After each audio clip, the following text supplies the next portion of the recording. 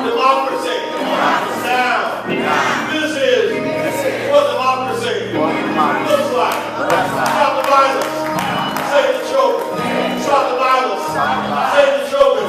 I want the vote. I will vote. I must vote. I want the vote. I will vote. I must vote. I want the vote. I will vote. I must vote. Keep hope alive. Keep hope alive. Keep hope alive. And then you speak loud.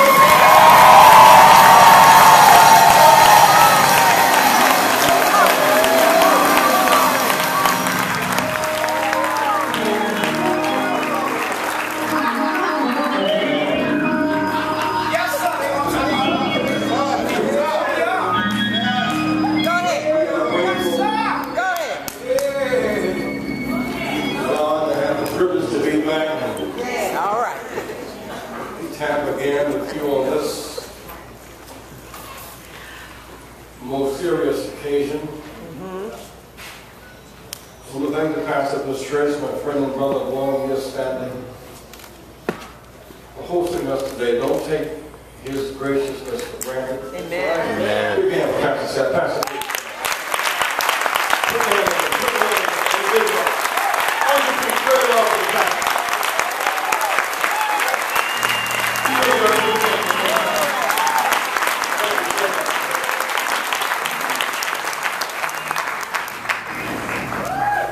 All of the ministers of the gospel ministers, will you all again, please stand. Ministers, please stand.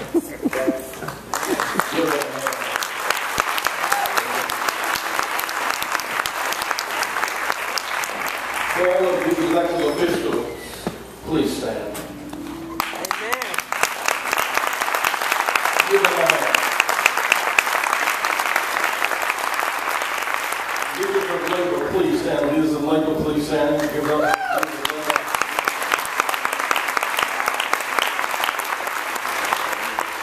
My friend and brother has been so effective in organizing our Florida State Rainbow Coalition. Brother Charles McKenzie, please stand.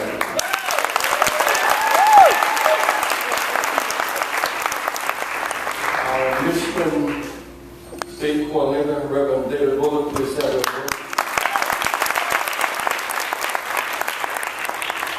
Let us join hands and bow our heads in prayer.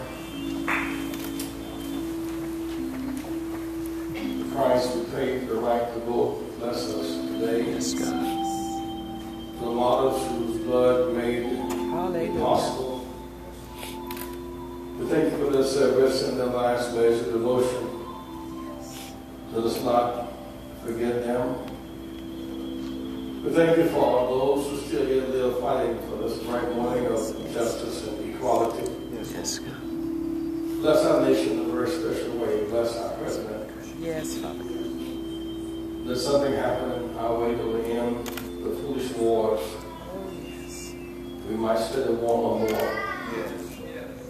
And learn to live together, brothers and sisters, and not die apart too. Yes.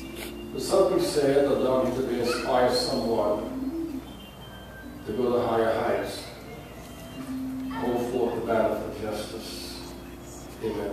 Amen. Amen. I want to thank my sister, who is very special. We've been together for about 30 years. Yes, Lord. Known affection as Stingy May. But, you know that.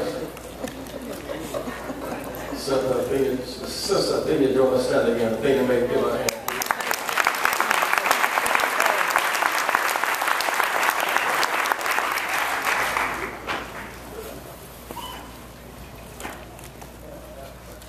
One biblical proposition is remove not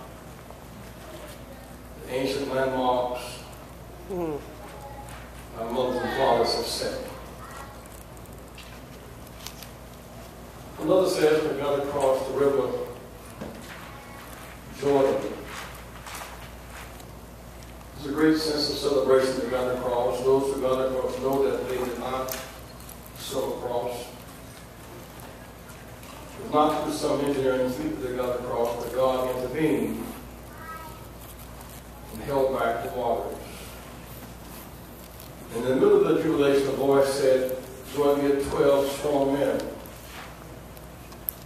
one from each tribe, and put a big rock in the bed of the river. Someone said, why? We're not going back and beyond that river now. What's the value of the rivers as they flow, the value of rocks in the bottom of the river? The boy said that you know how you got across. You knew the worst times in Florida, the worst of segregation.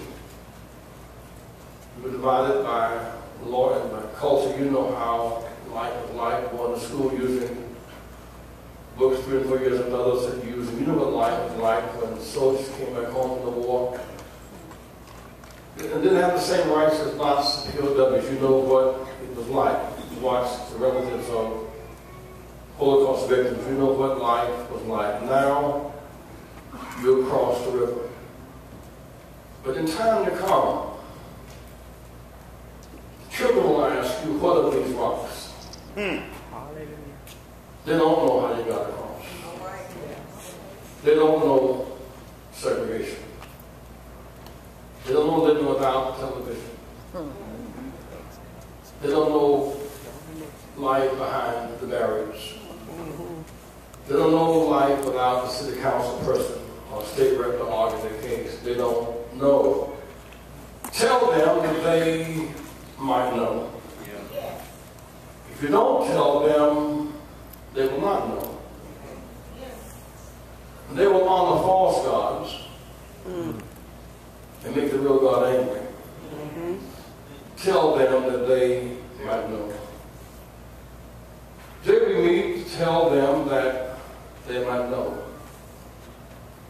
Everything we've gained is now in jeopardy. We have been here before. After 246 years of legal slavery, such a long 2.5 century nightmare, then in 1865 we were set free. For 12 years there was a reconstruction, a chance to own land, a chance to own homes, a chance to build families, a chance to go to college for the first time, a chance to build families. You know, we just got the 13th Amendment, Brother Dawson, by one vote. That amendment submitted by our former allies, but not our allies, when it came time to go from freedom to equality. So within 12 years, our former allies coalesced with our enemies. The compromise, Tilden Hayes Compromise. And they took it all back. After 12 years of a certain rising sun, the sun was eclipsed in 1877. By 1896, before we could adjust to freedom, they took it all back. The ruling came, separate but equal, the laws of racial segregation. We labored under that for nearly a century, the struggle for ending legal segregation. Not just of races, but segregation of resources and opportunities. Then we see patterns of resegregation. Denial of access to public transportation. People on welfare can't own a car. And if you live in the city, in the jobs, in the suburb, you can't get to work. So you're locked in the poverty and segregated by race. And so we see the circle coming back again. We see now moves afoot. There was a sense in 2008, President Barack Obama won. It was a great redemptive moment for America, redemptive moment. Took us to a high moral place. That we could, from this place, lift up a person of color to be America's president. It was a redemptive moment. I remember being in Grant Park and did not realize I was crying. I was on television. I was asked why was I crying. It was the joy of the moment and the journey. It won the great victory was a cause for celebration. But then I stood in that crowd and looked around me, the same part we were in 40 years before. Dr. King had been killed in April of that year. The tear gas was fighting to end the war in Vietnam. just a few months before. Many were arrested. Chicago 7 in the night. And I thought about those who could not get that because they couldn't afford to get there. They were dead. The nameless, faceless people marched across the Independence Bridge in Selma, Alabama. Who would know Mrs. Foster? Who would know Mrs. Boyd? Who would know Sunshine, Cotton Reaper, the nameless, faceless mass, the common people who made that night possible? I thought about the journey that got us there. President Barack Obama, he ran the last lap of a 60-year race. He didn't start it, he inherited the last lap. He ran a magnificent race. But the soldiers coming back from World War II in 1948, they demanded Truman desegregate the military. They kicked off a new era. That generation fought for the 54th decision to rule apartheid illegal. Led by Dr. King and Rosa Parks, they led a boycott to break the back of segregation as we knew it to be. That generation did the sitting in. Their children fought back. They got the 64 public accommodation bill. They got the right to vote. And so here he comes along. He runs the last lap of a 60-year race in Joy Valley. Tell them that they light up. I said to the mayor of Orlando earlier today, you know you built a new ammo center for the mansion. You know that sin is possible because of the success of the civil rights movement. That could very well be the Cincinnati mansion. Buffalo mansion. Yeah. Because we pulled down the cotton curtain, we made the new South possible. You couldn't have had the Tampa Buccaneers behind the cotton curtain. You couldn't have had the end of that crowd going to Florida State. They'd been going to Florida A&M, but no good behind the cotton curtain. You couldn't have had the Super Bowl in Miami behind the cotton curtain. You couldn't have had Disney World behind the cotton curtain. We pulled the curtain down to make the new America the new America.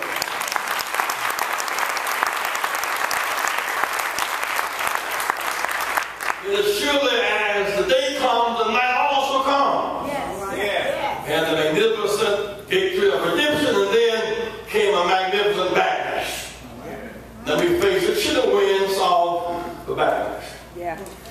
In the struggle to make this a more perfect union, we face a mean, toxic spirit. Amen. The irony is that we will fight wars for democracy.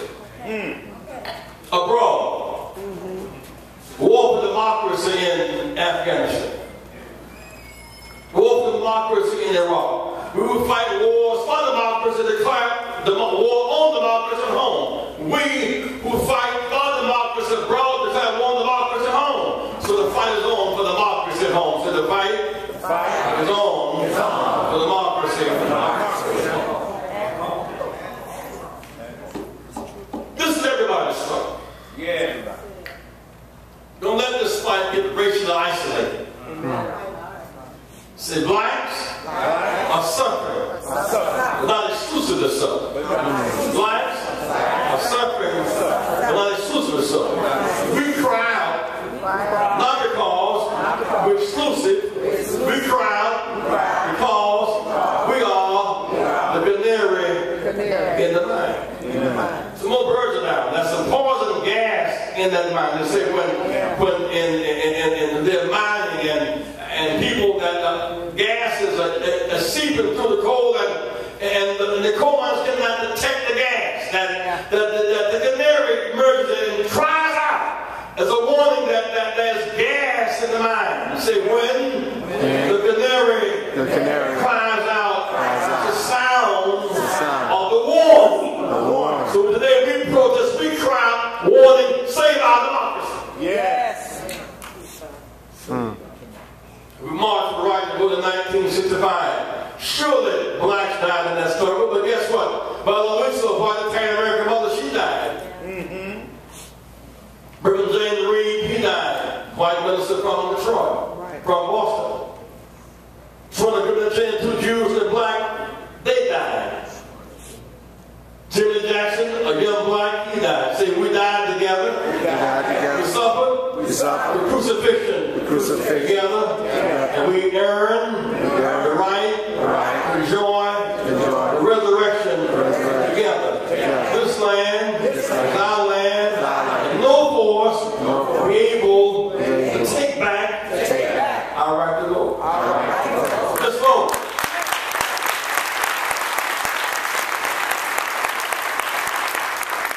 Those who deny the vote now want to take it back. To those who denied it, now want to suppress it. Let me remind you that in 65, blacks couldn't vote in the South because of states' rights. White women couldn't serve on juries in many parts of the South.